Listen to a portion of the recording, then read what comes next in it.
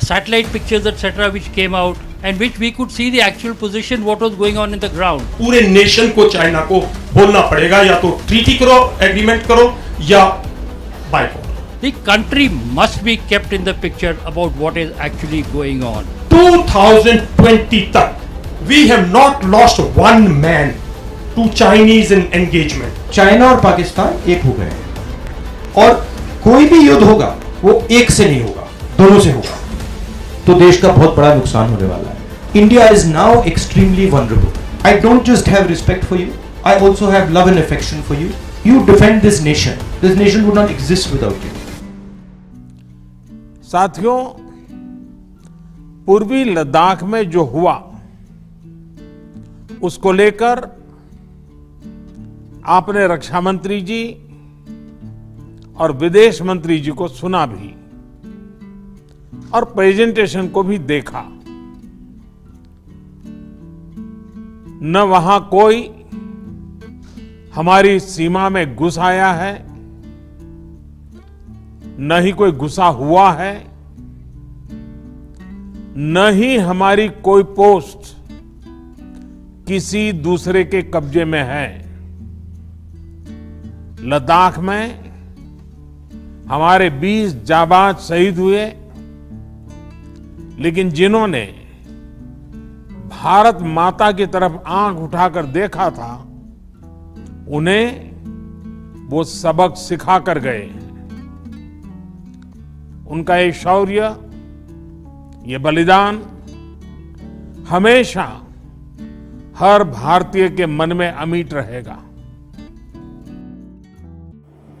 Hello guys, welcome back to my YouTube channel. My YouTube channel name is mister Kakkar rice. तो जैसे कि आप सब लोग जानते हैं कि आज मैंने जो टॉपिक चूज़ किया वो चूज़ किया इंडिया और चाइना के बॉर्डर की जो क्लैशेस है उसके रिगार्डिंग में. तो आज हम करने क्या वाले हैं, कुछ रिपोर्ट्स वगैरह देखेंगे, कुछ रिपोर्ट जो हमने पढ़ी है उनके बारे में डिस्कस करेंगे, और राजनाथ सिंह ने क्या कहा है पार्लियामेंट के अंदर में उसको हम आपको सामने दिखाएंगे. तो चलिए चलते हैं, बढ़ते हैं आगे अपनी इस रिपोर्ट्स में. बीते पिछले हफ्ते में क्या होता है कि अरुणाचल प्रदेश के ताइवांग वाले एरिया में इंडियन आर्मी और चाइनीज़ आर्मी के बीच में क्लैशेस होते हैं, और जिसके कारण से बोथ साइड जो आर्मी है इंजर्ड्स हो जाती हैं.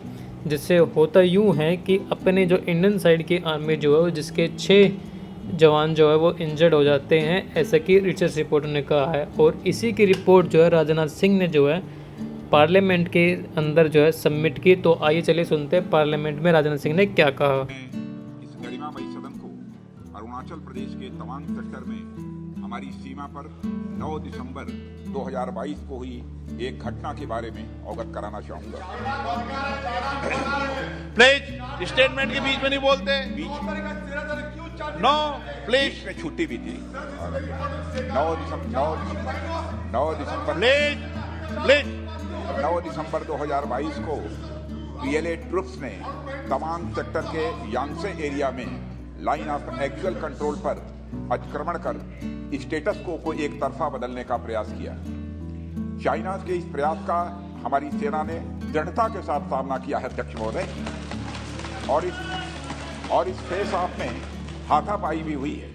भारतीय सेना ने बहादुरी से पीएलए को हमारी टेरिटरी में अतिक्रमण करने से रोका और उन्हें उनकी पोस्ट पर वापस जाने के लिए मजबूर कर दिया अध्यक्ष महोदय. इस झड़प में दोनों ओर के कुछ सैनिकों को चोटें भी आई हैं, और मैं इस सदन को अवगत कराना चाहता हूं कि हमारे किसी भी सैनिक की न तो मृत्यु हुई है और न ही कोई गंभीर रूप से घायल हुआ है.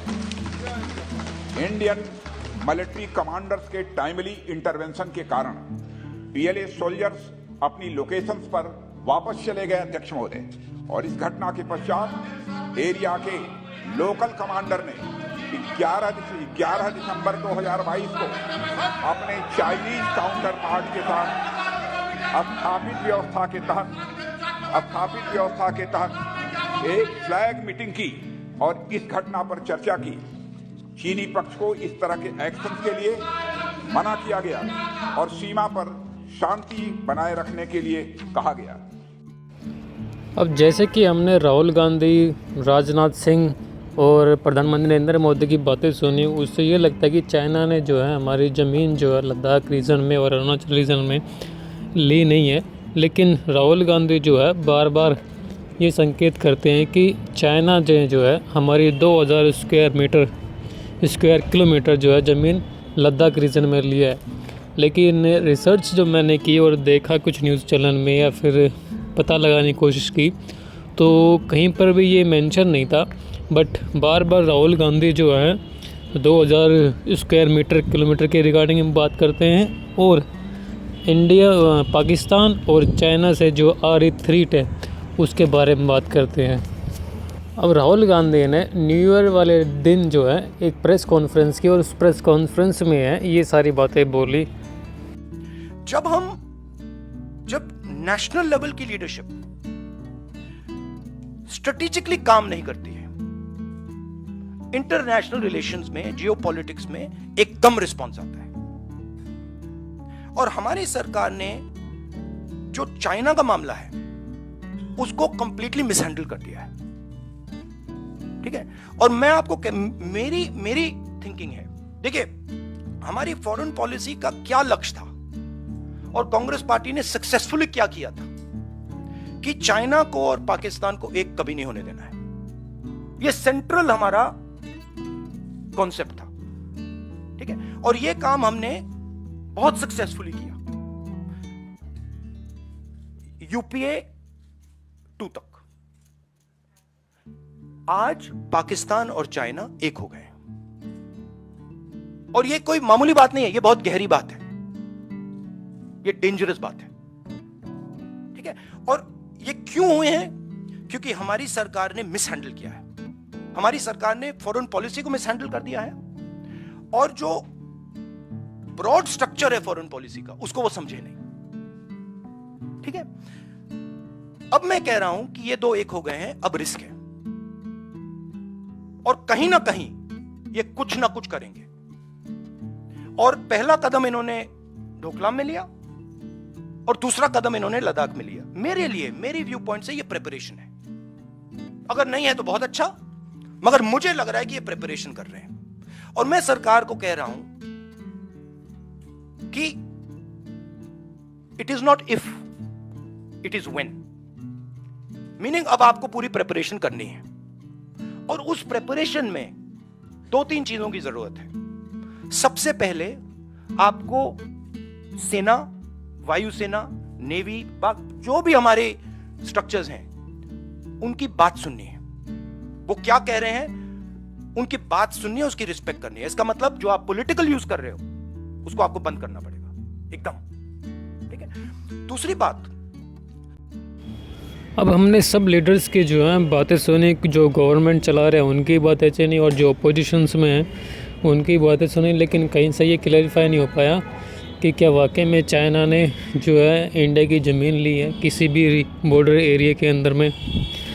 हम भी जो है ये सोच रहे हैं और ये देख रहे हैं कि कहीं पे न्यूज़ में या फिर कहीं न्यूज़ से क्या वाकई में ऐसा है, लेकिन फ़िलहाल तो अभी सब कुछ पता नहीं चला।